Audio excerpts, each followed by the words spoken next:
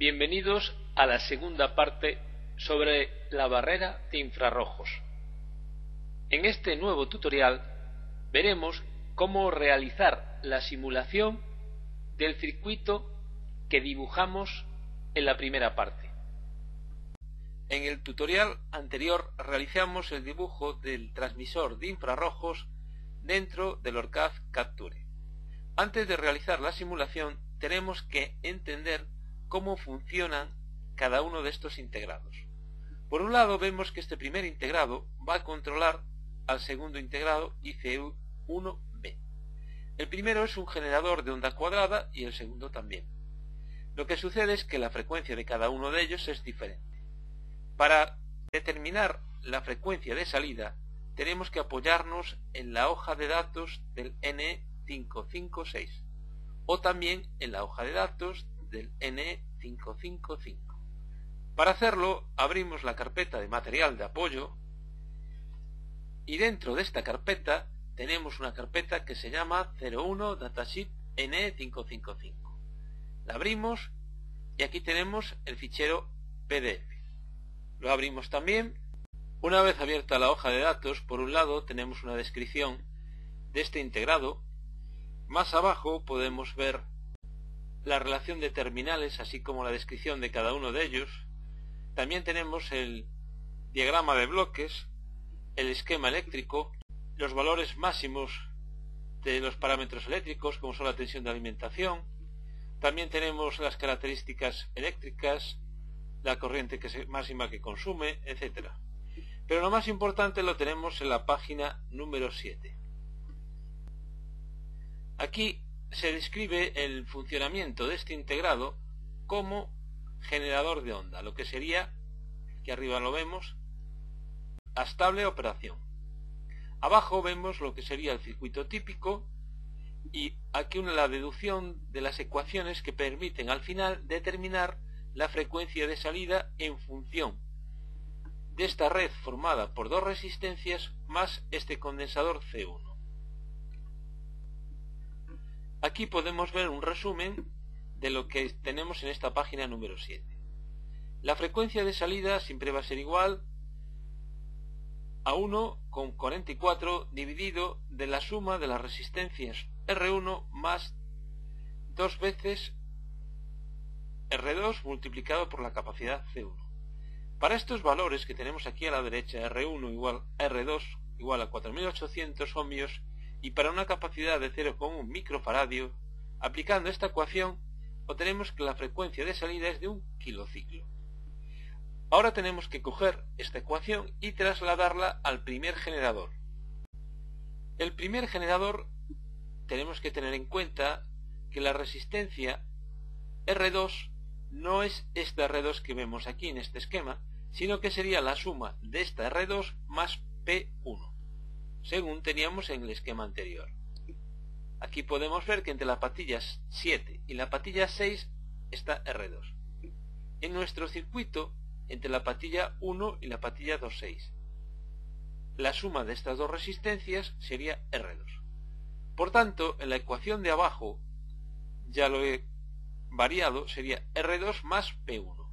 También hay que considerar que P1 no vale en este caso 10K, ya que tenemos el set. Hay que acordarse, según vimos en un tutorial anterior referente a cómo conseguir, por ejemplo, el comportamiento dinámico de un potenciómetro, una de las propiedades que tiene el potenciómetro es set. Para 0,5 el valor de la resistencia del potenciómetro sería de 5K.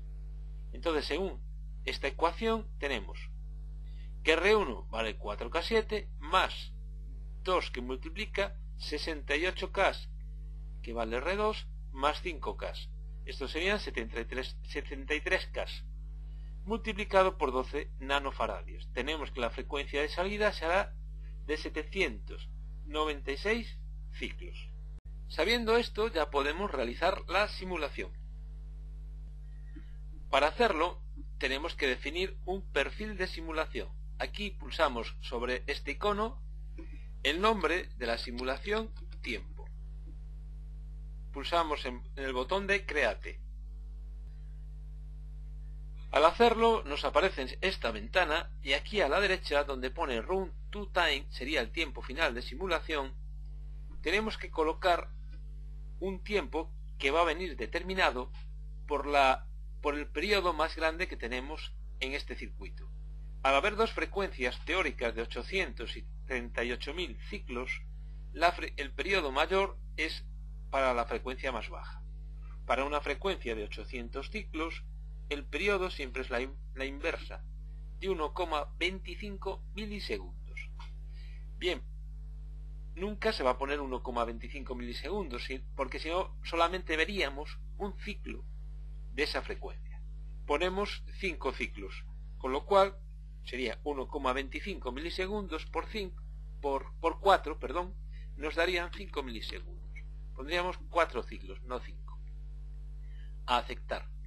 Y ahora ya podemos pulsar sobre este botón. Antes de hacerlo hay que recordar que hemos realizado un análisis de chequeo, hemos realizado un chequeo eléctrico en el tutorial anterior y hemos comprobado que no tiene errores. Si en el tutorial anterior las personas que están siguiendo este curso han tenido problemas y hay errores, este paso no lo van a poder realizar. Suponiendo que no ha habido problemas, pulsamos en el triángulo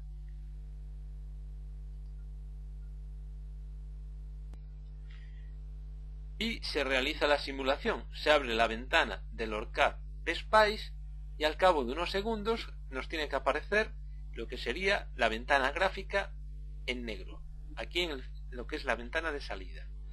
Bien, como siempre vamos a poner las dos ventanas en paralelo, la del Capture a la izquierda, la del PSpice a la derecha. Ahora lo que tenemos que hacer es comprobar el resultado teórico mediante la simulación. Es decir, primero vamos a mirar la frecuencia de salida de este primer oscilador. Cogemos aquí la marca de tensión y la colocamos en la patilla número 100.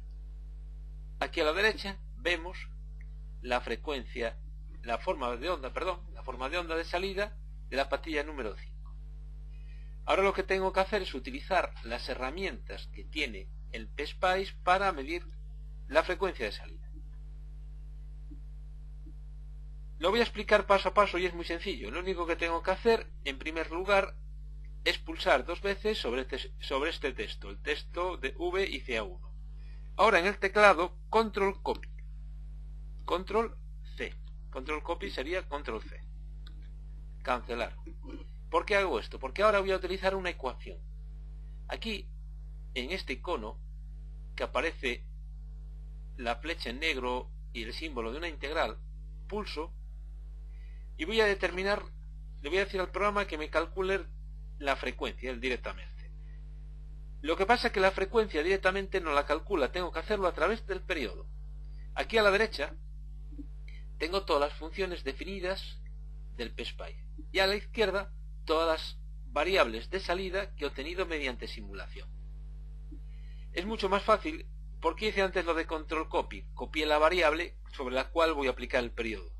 Bien, entonces a la derecha tengo el periodo, aquí se puede ver, no hay que pulsar todavía porque aquí abajo donde pone traza expresión se ve que se está moviendo el cursor.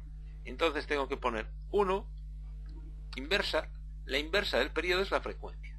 Entonces 1 dividido, perdón, no sería una inversa, 1 y el símbolo de división, y ahora aquí a la derecha pulso sobre periodo.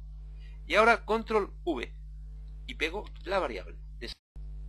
Este tutorial dura más de 10 minutos, lo máximo que permite YouTube. Para verlo completo hay que dirigirse a la página web de FutureWorks.